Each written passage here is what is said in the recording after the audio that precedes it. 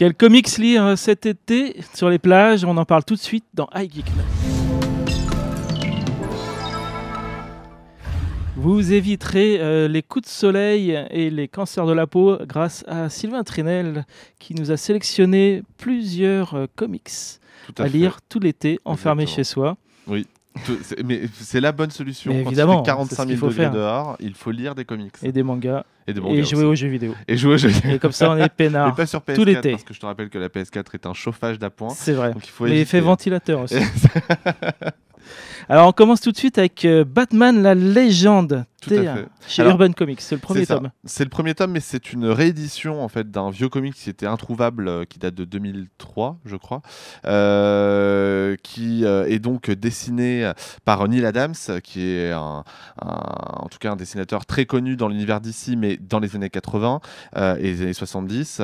Voilà, c'est un habitué du Chevalier Noir, en tout cas à cette époque-là. Donc là, c'est un recueil évidemment de ses meilleurs, de l'un de ses meilleurs récits, où en l'occurrence Batman, il doit aller dans les bas-fonds de Gotham City pour changer, et il va devoir surtout y aller seul, donc sans toutes ses équipes, sans toute son équipe, pardon. Même si on va évidemment voir apparaître Superman, seul, Aquaman, Flash. Oui, mais c'est vraiment Batman. Quoi. Et c'est vraiment Batman, même s'il va quand même les appeler à la rescousse. L'ennemi principal étant le docteur Kirk Langstrom. Voilà, moi ce que j'aime beaucoup dans ce récit qui date d'il y a très longtemps, c'est que l'histoire est super cool et le dessin est magnifique. Moi, c'est le dessin un peu à la Batman Vampire que je kiffe dans Batman. C'est pas le dessin ultra réaliste qu'on a aujourd'hui dans les comics. Après, c'est mon goût personnel, mais voilà. Enfin, moi, c'est ce que j'aime dans le Chevalier Noir, c'est quand il a un peu ce côté cartoonesque, mais une histoire ultra sombre et en toile de fond, tu vois. Donc d'un côté, t'as beaucoup de couleurs et en même temps, tu sais que l'histoire est plus violente qu'aujourd'hui. Aujourd'hui, t'as de la violence, mais c'est servi par un dessin qui va avec. Alors que là, à l'époque, t'avais ce côté cartoonesque qui était assez réussi. Voilà. Quel sadisme. Oui, quel sadisme. On continue avec Jackal chez Glénat Comics. Tu parlais de sadisme, là on y est complètement. Donc c'est un comics qui fait partie de la collection Flesh and Bones chez Glénat. C'est une collection qui est à la fois très très gore et on le verra avec la couverture et aussi très sexy. Donc il y a un petit peu de sexe, oulala, attention, éloignez les enfants. Donc en l'occurrence, voilà, déjà on peut lire le synopsis qui est juste en dessous. C'est mercenaire sans foi ni loi, Jackal n'a qu'une faiblesse, les jolies femmes. Alors oui, le récit n'est pas très subtil, c'est pas très original non plus. En l'occurrence, il va être embrigadé dans deux aventures différentes avec deux femmes différentes, Scarlett et Nasha. Donc à partir de là, en fait, ça va parler de sujets assez forts. Il va y avoir le viol. Il va y avoir le massacre d'un clan, etc. Moi, ce que j'aime bien dans la collection Flesh and Bone, c'est ce récit qui est pas très malin, mais en même temps qui est servi par des dessins vraiment cool et ultra gore. Donc c'est du comics pour adultes, clairement. Donc le donnez pas à votre petit Kevin de 12 ans qui est sur la plage laissez-le sur la plage et vous allez dans l'appartement et lisez ce comics. Ce sera pour vous, évidemment. Enfin voilà, c'est du western avec des morts vivants. Tout à fait, exactement. Il y a un côté western, mais tu vois, un peu comme si Firefly avait mal tourné.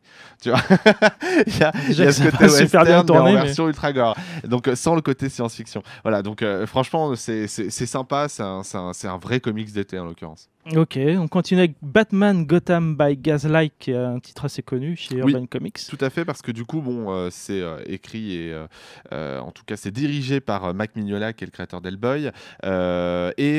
Celui-ci, il est livré chez Urban Comics avec le DVD du film d'animation.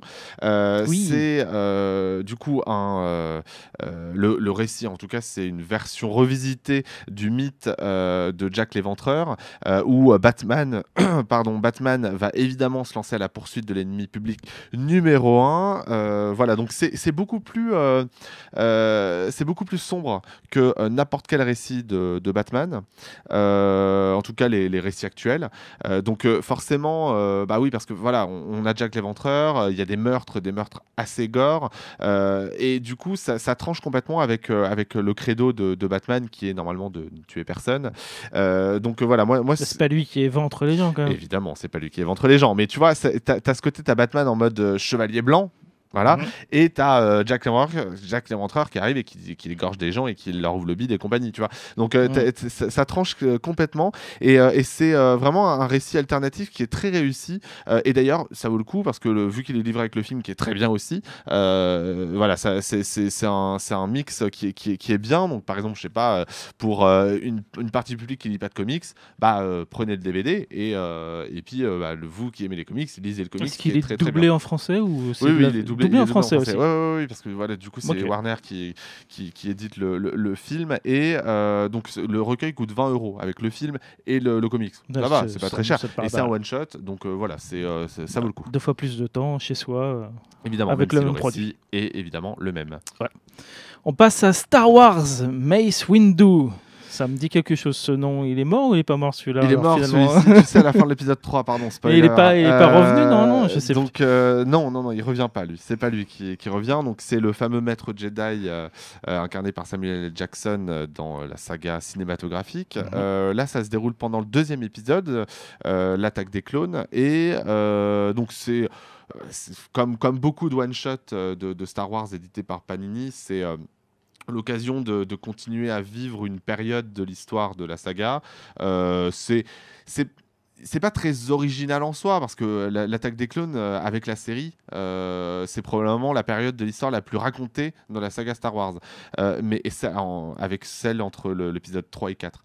Mais honnêtement, c'est plutôt cool parce que Mace Windu est un personnage hyper intéressant, parce qu'à la fois il est sage, mais en même temps il est très violent dans ses faits et gestes, et ça permet de mettre en lumière un personnage qu'on voit quasiment pas dans la saga cinématographique et qui pourtant a une incidence considérable sur Anakin Skywalker. Si, c'est lui. Voilà, je me trompe à chaque fois, donc qui a une influence considérable sur ce personnage, et qui le fait tomber véritablement dans le côté obscur en le bridant complètement. Voilà, donc ça permet. C'est de sa faute maintenant. Exactement, tout est de la faute de Mace Windu, pardon. Et voilà, donc du coup, rien que pour ça, ça vaut le coup d'être lu. Et puis c'est un one shot, c'est plutôt bien dessiné.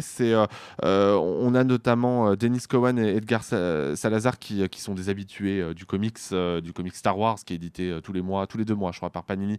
Voilà, donc c'est pas très nouveau au niveau du dessin, mais ça passe, et toutes les séquences d'action sont vraiment bien foutues dans ce comics-là. Parfait. Des séquences d'action sûrement aussi dans Hellboy. Alors ça, c'est un titre BPRD T3, ça c'est le tome 3 de... C'est quoi BPRD? Alors c'est l'organisme qui gère les événements paranormaux dans le monde, qui est je crois une sous-couche de la CIA, je me souviens bien. Donc c'est un nouveau recueil des comics Hellboy, sauf que Hellboy n'est pas forcément le personnage principal, on va le voir dans chacun des récits, mais il n'en est pas forcément le personnage principal. On va voir tous les autres personnages de la saga créés par Mike Mignola, qui est évidemment est présent dans le récit. Donc voilà, moi j'aime beaucoup. Moi j'avais adoré le 1er et le 2e tome. Le 3e est évidemment largement encore meilleur. Ce qui est cool, c'est que c'est du comics pour adultes, donc à la fois, mais un peu cartoonesque dans le dessin, donc c'est pour ça que ça plaira vraiment à tout le monde. C'est pas gore comme Jackal. Là, on est sur quelque chose de quand même un peu plus grand public, mais en même temps, il y a ce côté aussi horrifique qui est très réussi dans tout ce que fait de toute façon Mike Mignola. Donc rien que pour ça, ça vaut le coup d'être lu. Si vous avez adoré les 2 premiers tomes, il n'y a pas de raison. Voilà, courez vous offrir ce comic qui est édité par Delcourt. Parce que c'est ultra horrifique, les personnages sont super cool, les récits sont hyper passionnants. Voilà, ça vaut largement le coup. Je suis saucé pour ces 5 tomes, en tout cas, surtout le dernier, là, le petit Hellboy. Mais oui, je sais que tu as un petit bonus. Je sais que tu as un petit bonus, t'as un petit truc en plus. Un coup de cœur BD qui s'appelle L'Aiguille Creuse. Tout à fait, un coup de cœur BD, parce que la BD, on parle pas de BD, c'est de la BD franco-belge, effectivement. On n'en parle pas normalement, mais j'en parle là parce que on fera une émission à la rentrée. c'est un auteur qu'on connaît. notamment les lecteurs de jeuxvideo.com, parce que c'est dessiné par La Petite Pelle. Ah. Mais oui, rappelez-vous, celui qui lance son sketch tous les dimanches, je crois, sur jeuxvideo.com. Là, en l'occurrence, il adapte la nouvelle du même nom, L'Aiguille Creuse, qui met en scène Arsène Lupin. Sérieux? Tout à fait. Arsène Lupin, en fait, a voulu cambrioler un manoir, sauf que, évidemment, rien ne s'est passé comme prévu, et il est blessé. Donc, il décide de se réfugier dans le domaine de ce même manoir. Et il y a un enquêteur, en tout cas un jeuneau qui se dit plus intelligent qu'Arsène Lupin, se décide à mener l'enquête et à essayer de le retrouver. Et donc, évidemment, il va y avoir plein de retournements de situation. Moi, ce que j'ai beaucoup aimé dans cette BD, le dessin est vraiment très très beau. Il y a des pleines pages qui sont enfin des pleines pages, pas véritablement des pleines pages dans le cas de la BD franco-belge, mais en tout cas des bulles qui sont magnifiques. Le récit est super cool parce que de toute façon le roman d'origine était cool. Donc là, forcément en BD, je trouve que le travail d'adaptation est vraiment très réussi. Voilà, donc rien que pour ça, vraiment, si vous voulez un truc qui sort un peu de l'ordinaire, c'est un one shot. N'hésitez pas, La Petite Pelle, ça vous changera des BD de jeuxvideo.com et vous retrouvez un peu cet humour réussi. Voilà, c'est mon petit coup de cœur de l'été, donc n'hésitez pas à vous le procurer. Parfait, eh bien une sélection plutôt éclectique. Tout à fait. Pour tout l'été, vous en avez autant que vous voulez. Moi, je vais prendre le Hellboy et puis on se retrouve à la rentrée pour d'autres émissions. À bientôt. Salut.